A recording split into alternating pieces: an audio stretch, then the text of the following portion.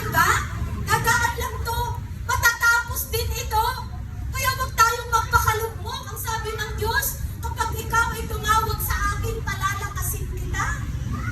Kung ano man ang daladalahin mo, lumapit ka lamang sa akin sa oras ng pagsubok, bibigyan kita ng kagaanan. Matthew 11:28.